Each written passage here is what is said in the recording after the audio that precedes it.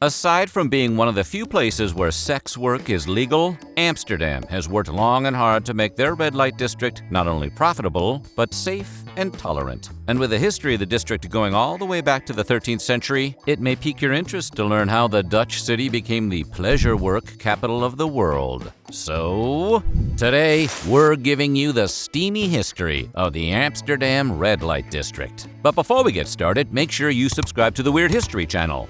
After that, let us know in the comments what other historic districts you would like to hear about. For now, it's time to give the green light to the red light. Many people like to go into a city and do some window shopping, to literally look through a store's front window and see what they might like.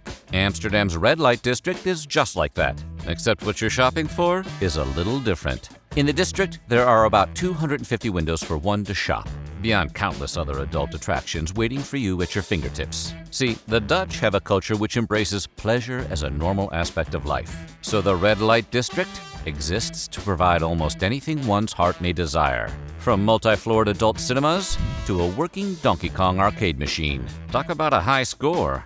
But where did the concept of selling from the window come from?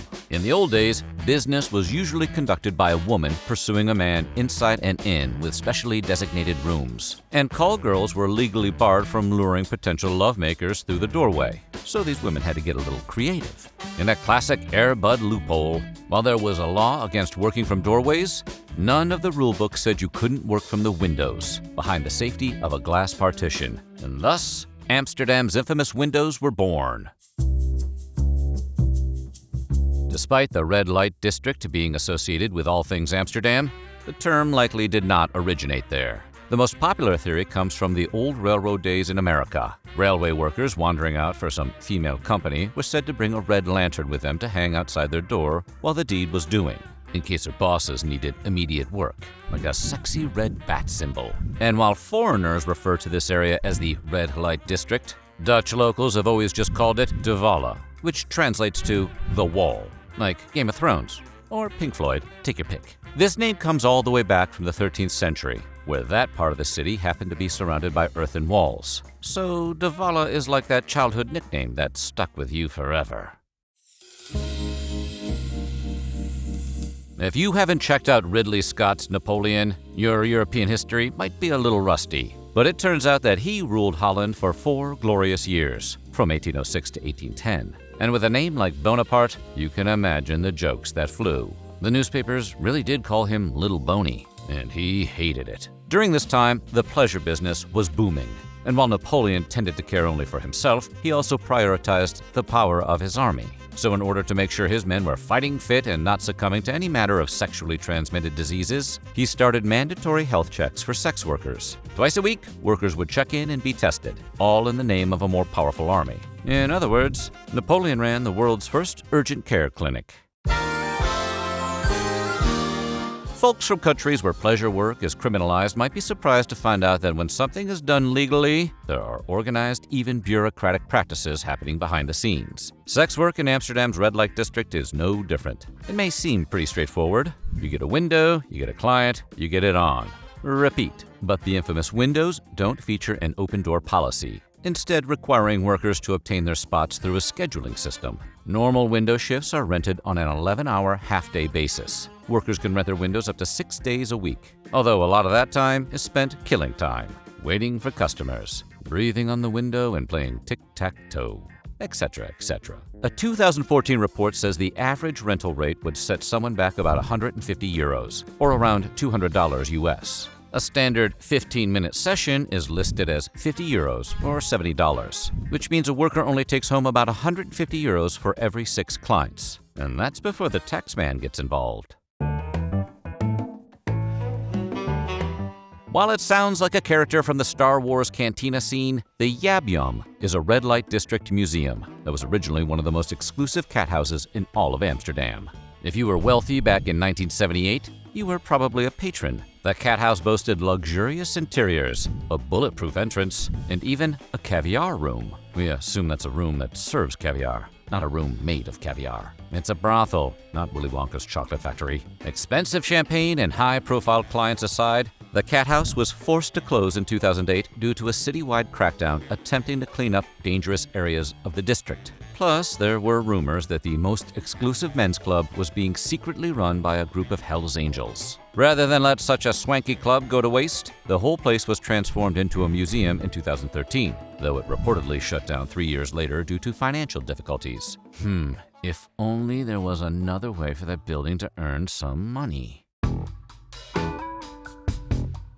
Amsterdam's road to pleasure work was paved with many speed bumps along the way, before Holland legalized pleasure work in the year 2000. Previously, pleasure work was such an ingrained part of Dutch culture that the authorities often let it slide. Plus, it was great for tourism. But after legalization, the industry was finally regulated properly, including the unionization of workers. These efforts helped pleasure workers become recognized as normal members of society. They pay taxes, have access to healthcare, and have a dedicated police force patrolling the streets of Douala to protect both workers and clients. But the ugly side of the industry still rears its head, with authorities unable to control an industry they allowed to grow out of their control.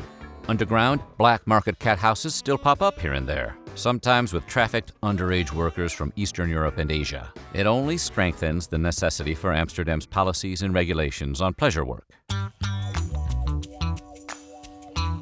Oude Kerk may sound like the part William Shatner played in his last Star Trek film, but it's just Dutch for old church.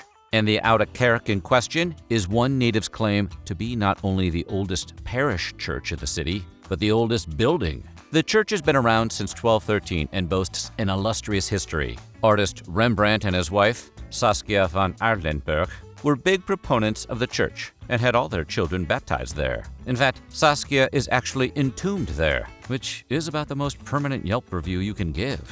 Aside from its storied history, the church also rubs elbows with some of Amsterdam's busiest cat houses. Window workers have been known to put on a show while parishioners make their way in and out. Could probably fill a lot more pews that way. In fact, the early days saw a lot of monastery/cat house street sharing. And with streets like Ness having nicknames like Prayer Without End, you can get a pretty good idea of just how holy this area was. And we ain't talking potholes, though that is a legitimate infrastructure concern. However, some other streets had less savory nicknames, including Bloedstraat, or Blood Street, where torture was said to have been a regular activity in the monastery's blood chamber, which is a room that monasteries generally should not have.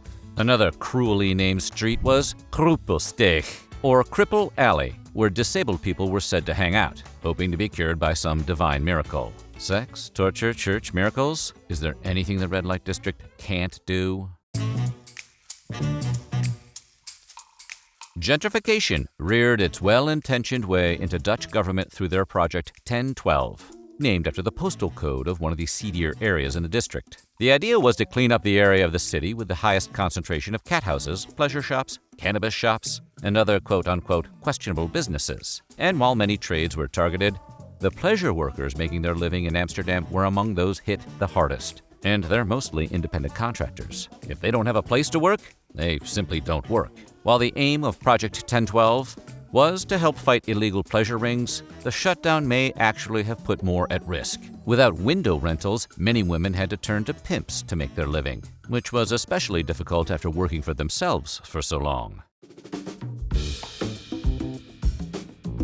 At the heart of Amsterdam's Red Light District sits a statue titled Bella, a tribute to pleasure workers worldwide. Bella is a proud woman standing in a power position with her hands on her hips. The attached plaque reads, "Respect pleasure workers all over the world." The idea for the first-of-its-kind statue came from Mariska Major, the director of the Prostitution Information Center located in that same square. Major hoped the statue would honor and pay tribute to millions of pleasure workers around the world. While the statue is generally considered a fitting tribute, not everyone feels so positively about it. Major reported she was assaulted prior to the unveiling by an elderly woman who was not a fan of Bella, believing the statue to be disgraceful. Maybe she didn't care for the Superman pose. So what do you think? What other notorious neighborhoods would you like to hear about? Let us know in the comments below, and while you're at it, check out some of these other videos from our weird history.